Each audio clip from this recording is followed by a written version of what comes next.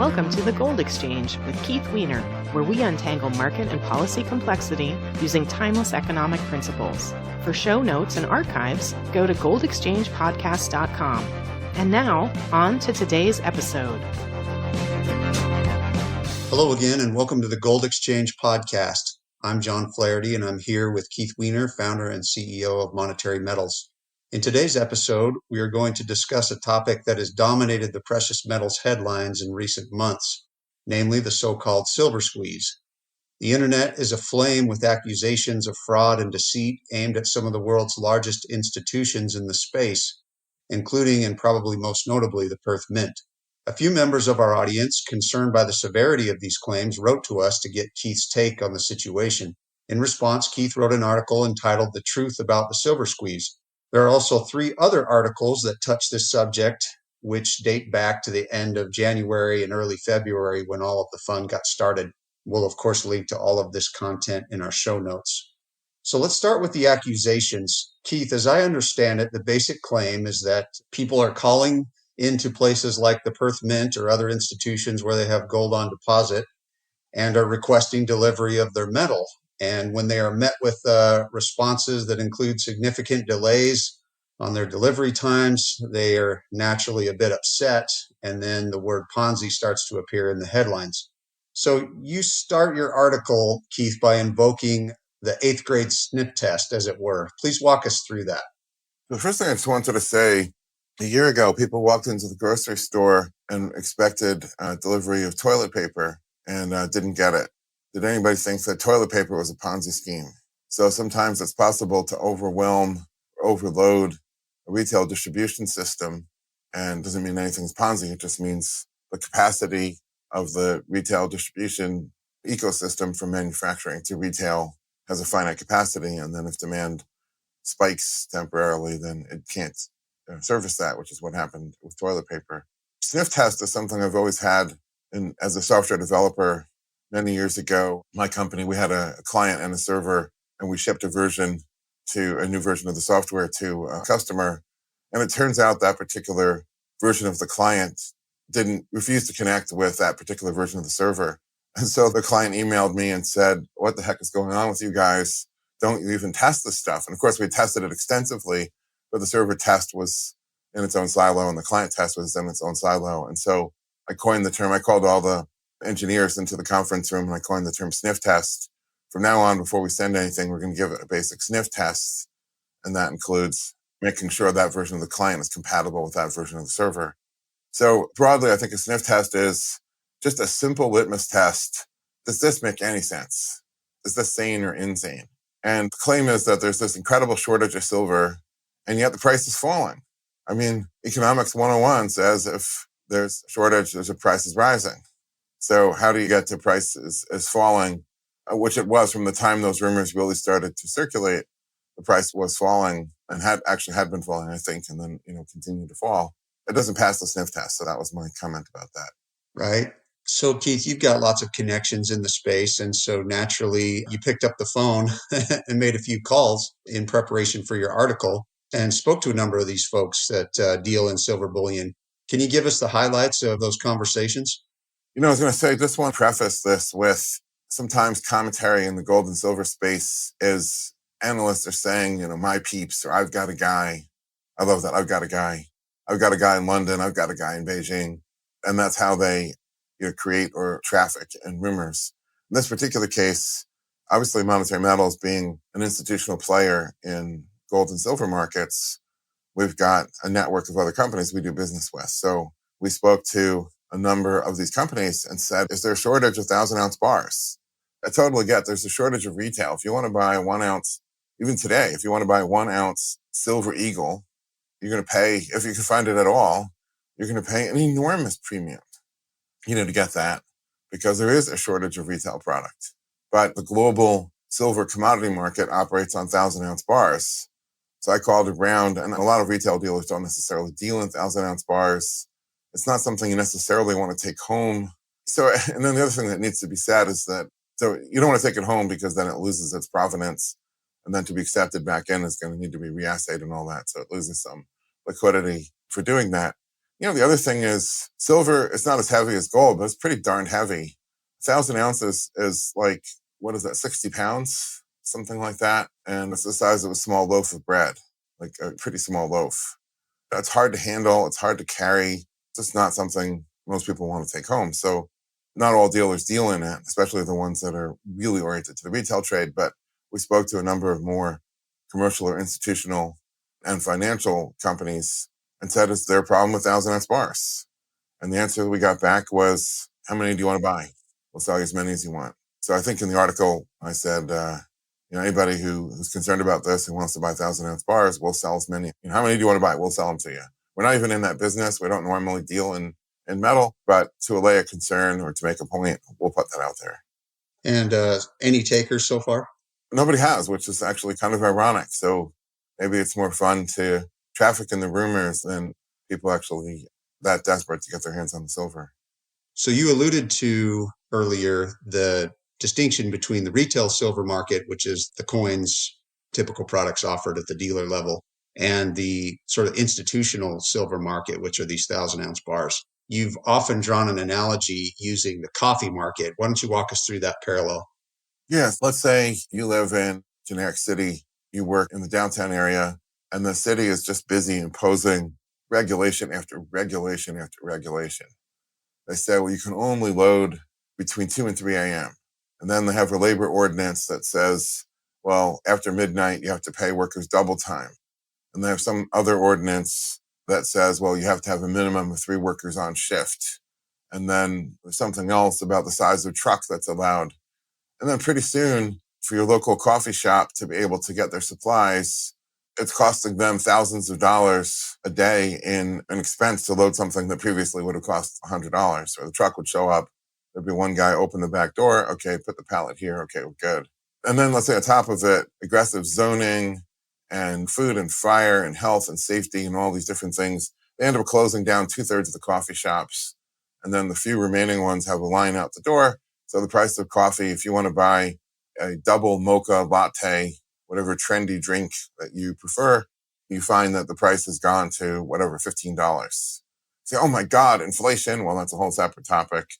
And then if somebody were treating the coffee market the way they think of the gold and silver market, somebody would say, well, there's a shortage of coffee.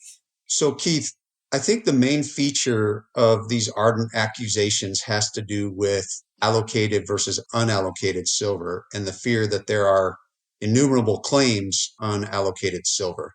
Will you please define the difference between allocated and unallocated and shed some light on that concern? Yeah, I was going to say they misconstrue certain terms. So they don't quite understand what unallocated is. Then they pivot or segue to fractional reserve, which they don't understand either, and then somehow end up 1 + 1 = 17.23579. They somehow end up with every ounce has been fraudulently sold 100 times over. Now, fractional reserve is a concept that applies to banking, and whatever one might argue about that, it isn't about selling. It's not like you have inventory that you have fraudulently oversold. So that's a confusion there. But in a mint or a refiner, they often have unallocated accounts. And the advantage to the retail customer is, of course, you don't pay storage fees. Otherwise, there's a loss of 0.75% or 1% per year. And that adds up, especially if you're holding for a long period of time. Unallocated means you're not paying fees. So there's attraction to doing it. What does unallocated mean? Well, if you think about the business of, let's say, take somebody vertically integrated like the Purse Mint, although I don't really want to speak specifically to them, you have a full vertically integrated operation that's buying doré. So that's the concentrated metal that comes from the miners. And then you're melting it and you're dissolving it in chemical reactors. You're putting through all these processes to produce grain, and then you're melting the grain again and casting it into bars. And then the bars go through whatever process, especially if they're being minted. They have to be precise weights and so on. So all of your production processes, there's a certain amount of gold that's always there. I mean, every day you're buying more doré. Every day you're shipping finished product. But there's always a certain amount of pipeline in between. And unallocated is that metal. It's not that there isn't metal to back the claims of those unallocated account holders. It's that the metal is not in the form of a bar with a serial number sitting on a shelf with your name in a computer, your metal is somewhere between doré and liquid being cast into bars. Or, if you're a mint, you're then taking the bars and you're squashing them under rollers to flatten them and polish them. You're stamping out circles, going through more polishing and whatever. And then ultimately you're taking that disc, that coin blank, and then stamping it in a die to produce the coin. And then the inventory is there before you sell it. So the unallocated metal accounts are the owners. They're providing the funding in the form of ownership. They're owning all that metal that's work in progress. And whether or not you like that as a deal as an account depositor is a whole different story. That's one of those pivots between, is that the type of account that you want? Maybe yes, maybe no. It has advantages, it has risks. But they pivot from that to saying essentially nobody should have it. It's an invalid thing. It's a fraud. It's fractional reserve bullion banking. And then they're back off to the races again. So my analogy is, suppose you went to Jakarta, Indonesia, where there's an awful lot of coffee comes to market. And I think the commercial lot size for coffee is 35,000 pounds, something like that. And you find that the price of commercial lot hasn't budged at all. So what do you conclude? Is there a shortage of coffee, or is there a shortage of coffee retailers in that particular central business district because of the regulators and the taxinators and the health inspectors and the labor unions and everything else? And so it's an analogy to silver. There's absolutely a shortage of silver coins and minted bars in smaller sizes, 1 ounce, 5 ounce, 10 ounce. I don't think even kilo bars in silver are particularly short. So by the time you get to that size, you're getting a little bit out of retail and a little bit more into investment grade as an institutional type product. And I don't think there's even really much of a shortage in kilo bars, but certainly at the 1,000 ounce bar size, there isn't. And so that was the analogy, the coffee analogy. So, Keith, I'm curious, why does this theme of manipulation and fraud and conspiracy and apocalypse marketing continue to surface? We see the faces change, the alleged smoking gun morphs and changes, but this continues to bubble up to the surface and grab headline space. How do you account for it? I guess there's probably several factors. One is the old media adage. I think this goes back to the 19th century. If it bleeds, it leads. A sensational story, man bites dog, I think is another one of those analogies. It was exciting and interesting. And the story of the dog biting the mailman isn't particularly interesting because that happens every day, presumably. So that's the first thing, is it's sensational, it's exciting, it's dramatic. I mean, just think the banks are on the brink of collapse any moment now. All you have to do is buy silver. It's kind of interesting, and I was looking this morning at Twitter, and one particular promoter of these conspiracy theories, had this thing where he quoted I get a little bit ahead of myself, but he quoted the LBMA description of unallocated gold and silver at the bullion banks. And first of all, he's treating it as a revelation, which it isn't. It's bank credit, nothing more, which is a different thing entirely from unallocated silver at, let's say, the Perth Mint or some other refiner or commercial company in the gold or silver business. But anyways, reading the comments, half of them were like, oh my God, what an incredible fraud. And the other half were like, yeah, that's going to collapse the entire banking system and destroy the U.S. economy. Bring it, man. And all these people, all these bros are like high-fiving each other. I'm like, seriously? You want to bring about the collapse of civilization and you're cheering and you think that's a good thing? So I think there's a little bit of that, the Joker and Batman. Some people just want to see the world burn. But I think probably the sweet spot in the middle is people who get this idea, and every day there's a new group of people that come to gold and silver for whatever reason. Their buddies have been bugging them, or they see what the Fed is doing. The Fed isn't going to raise interest rates or whatever. And then they think, okay, it's time to buy some. And a funny thing happens along the way. They get caught up in the casino action. They come thinking that, okay, this is a solution to an antidote to the dollar. And then they buy some, and what do they want? They want it to go up. And so they turn to find the sources that promise them, oh yeah, it's going to go up. I'm here buying silver today. Sure, it's only $27, but let me tell you, it's going to be $27,000 next week. And people are making investment decisions based on this, which I just think there's a lot of good reasons to buy gold and silver, but expectations of getting instantly rich is not one of them. So would it be a fair question that anyone who's bringing these accusations, if they're affiliated with a bullion dealer or some other retail type outlet that would sort of question, let's say, their credibility? I see the point there, and obviously they're making a self-serving argument because they're saying, buy our product, you're going to get rich. And obviously it needs to be said, and the elephant in the room here in this podcast is that I'm the founder and CEO of Monetary Metals, so anybody could say, well, Keith, you too are talking your book, or your comments are self-serving. Although, if you drill into that, wait a minute, it's self-serving to me to say to people that gold and silver are not going to go up necessarily very much. I'm not sure that would be self-serving, but I'd rather shy away from the argumentum ad hominem, well, you're wrong because who you are, you're wrong because your job, and then just focus on the merits of, does this pass the sniff test, number one? Number two, some interesting things you can observe if you take a step back and look at the pattern. These people have been saying exactly the same things for at least 20 to 25 years. Any day now, cartel is going to be broken. They use the term signal failure. And they make up these terms. I mean, what does it even mean? The fractional reserve, fraudulent, oversold, and they stack up all these terms on top of each other and create this word soup that doesn't even necessarily make any sense. They piece one and one together and they come up with 17.37925. Like, what's your math on that? They misconstrue things. So for instance, they'll take a look at the amount of gold that's registered in a COMEX warehouse for delivery, and they'll compare that to the number of futures contracts, and they'll say, well, see there, it's been oversold. They do all these things. It's innuendo. I've got peeps in Beijing who promise me that this has happened. And the innuendo of juxtaposing all these non sequiturs together, they end up with the story. There's a lot of things you can see. This doesn't really feel like science or journalism. It has the feel of something that's promoting a narrative or promoting an agenda. And that's what it is ultimately. Okay, so Keith, as with most of your articles that address manipulation, you always bring it back to the basis. How does the gold or silver basis debunk these conspiracy theories?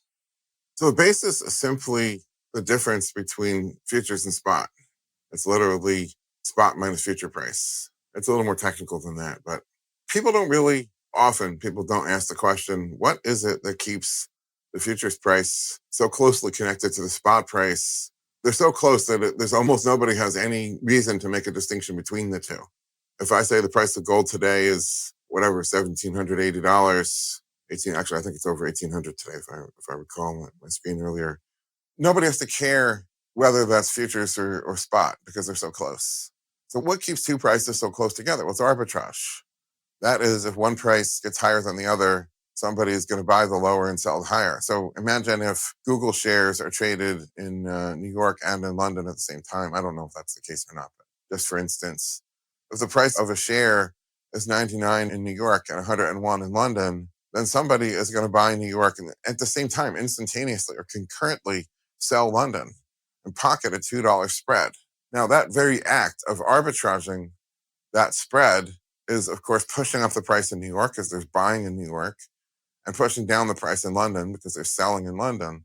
And that they're going to keep doing that trade until New York is pulled up to about 100 and London is pushed down to about 100.